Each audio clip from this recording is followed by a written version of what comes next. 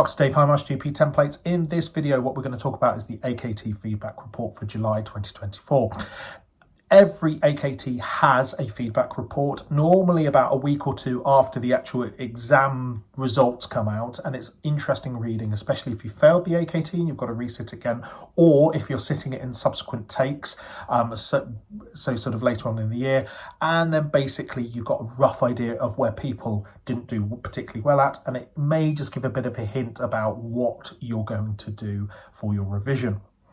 Again, no guarantees, but a good guidance. Gives us some overall statistics in terms of where people succeeded initially, and the rough pass mark of 138, which is, not too bad.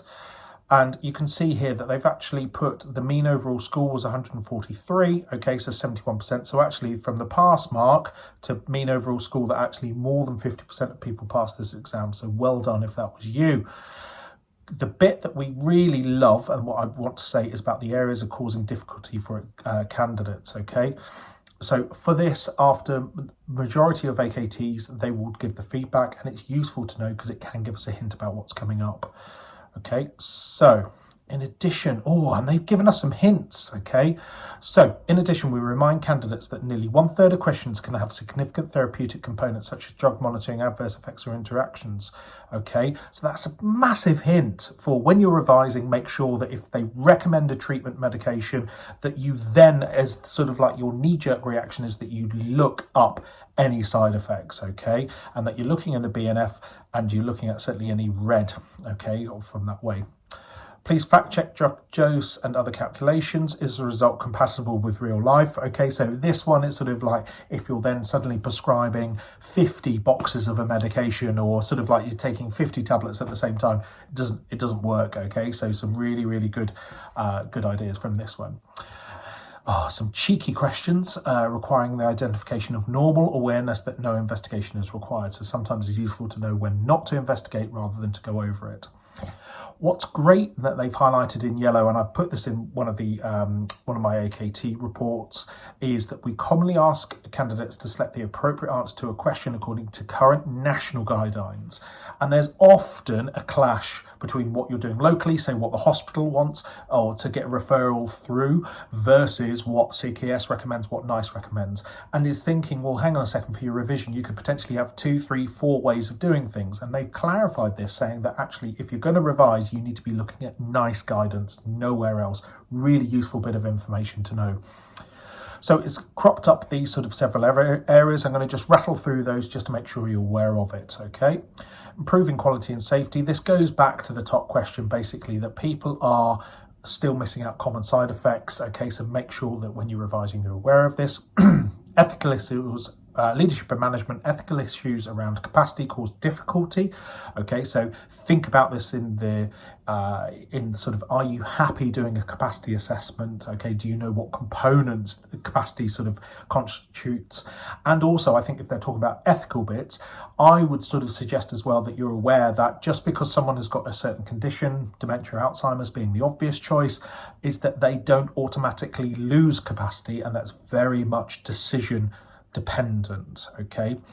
Classic one being, you wouldn't make, someone with dementia, you might offer them a cup of tea, they may say yes or no, but actually you wouldn't deny their capacity because of that simple, basic decision.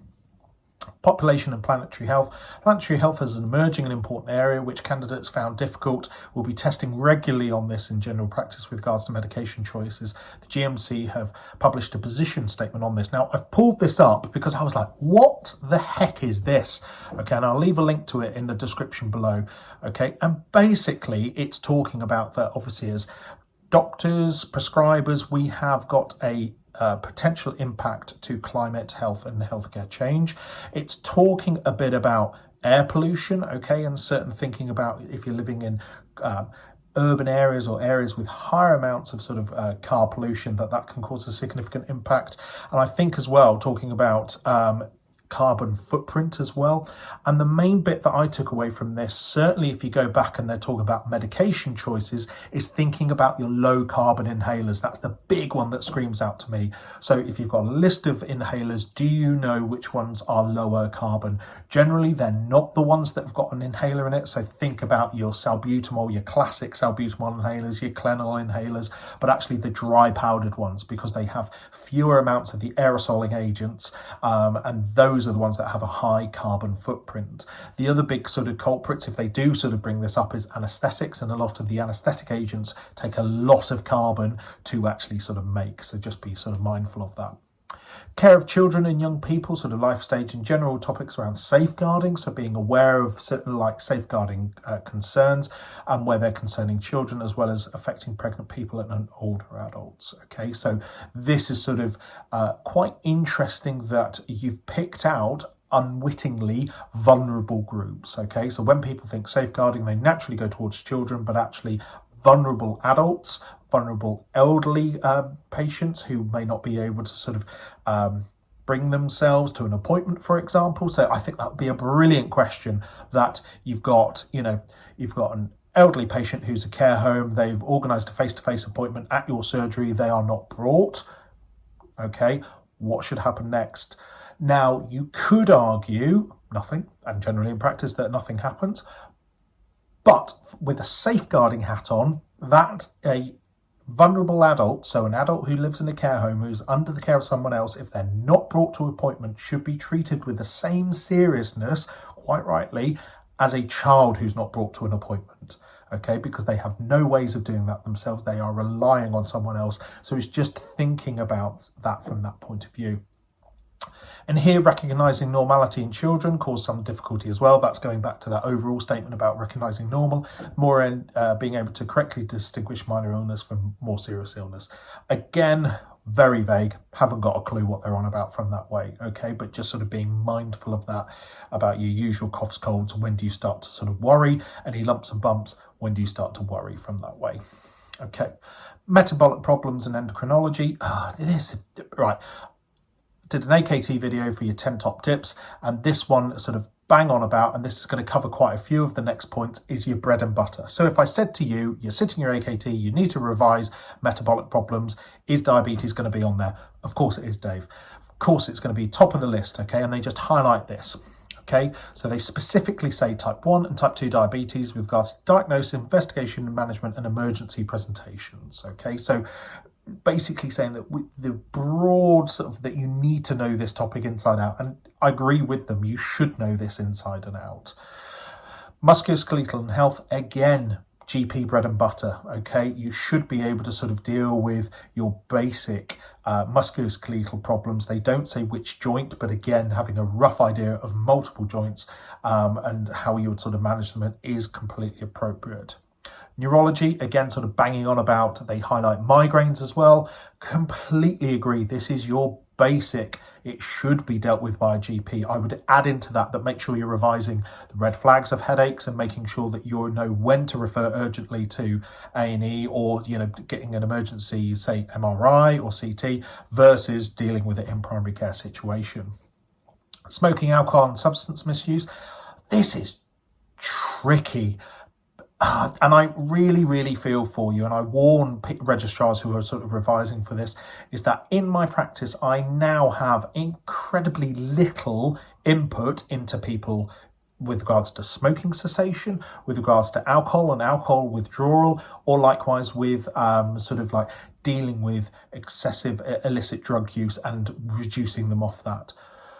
So, that bit bearing in mind, thinking about, right, well, what can you do about it? So if you've not got VTS teaching on, then I think it'd be a sensible idea to try and get with the drugs and alcohol services.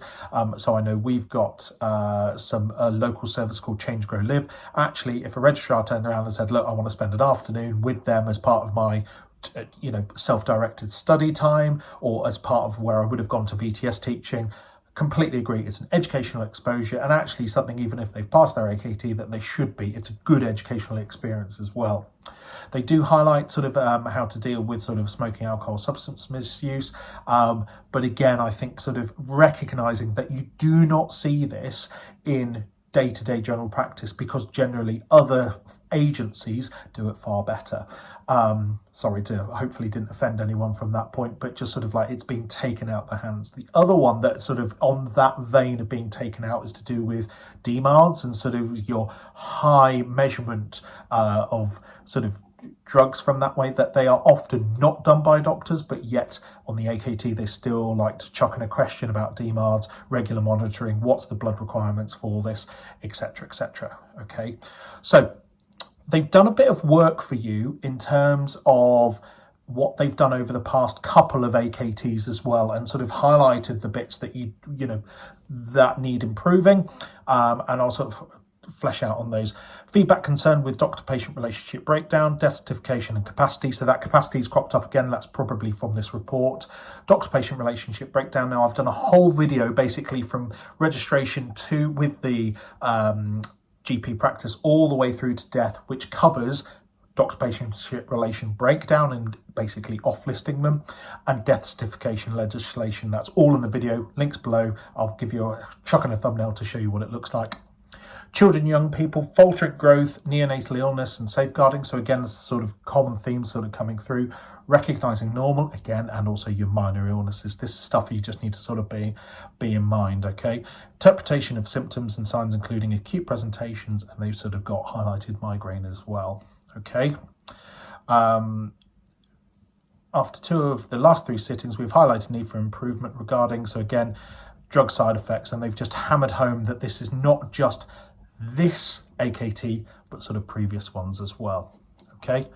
Gone on about misconduct and sort of some general advice. So I will leave a link to below to this, okay? Just sort of have a good read through this, as it gives some really good sort of hints and tips.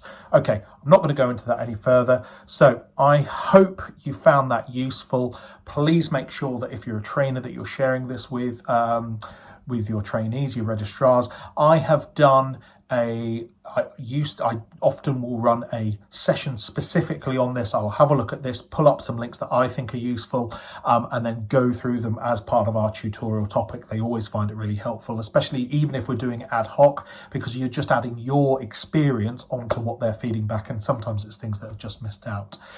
I'll leave all the links below, including the videos that I've done that you might find relevant. Dr. Dave Highmarsh, GP Templates. Good luck if you're about to sit your AKT.